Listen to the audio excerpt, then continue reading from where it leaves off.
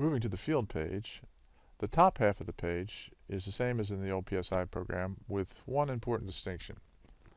All county soil files have been updated since the PSI program was released, so when you pull in data from old PSI files, all soil map units will be reset to the first entry on the list for that county.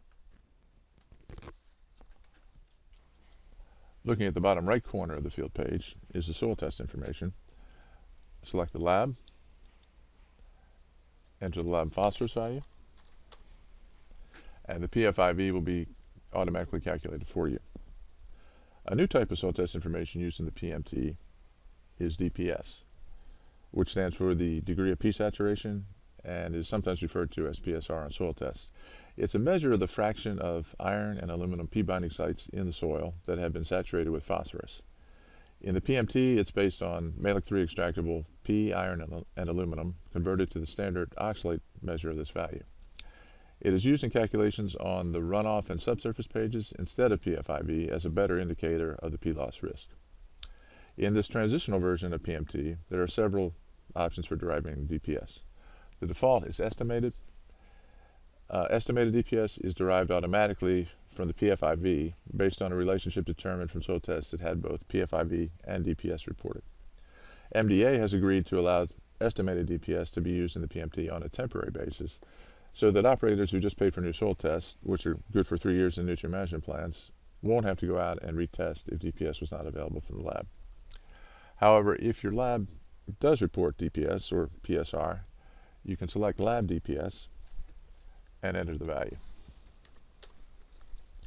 If your lab does not report DPS but has Mehlich-3 iron and aluminum values, you may enter them and the lab DPS will be calculated automatically. And just a note, if you wish to edit, delete the existing data because entered DPS and calculated DPS are mutually exclusive.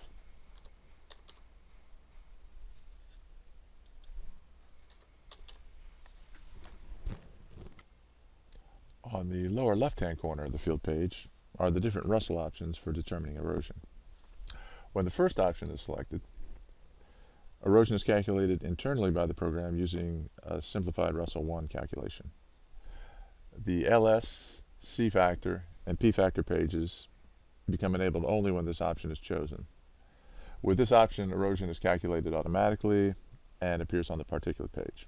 And I'll go into more detail about this option in a different help module on using the simplified Russell 1 pages. The second option is Russell 1 or Russell 2 factors obtained externally. With this option, you type in the LS, C, and P factors determined from lookup tables in the PSI manual. This was the only method for determining soil erosion in the old PSI program. In that program, Russell information appeared on the Part A page. Now it appears on the particulate page.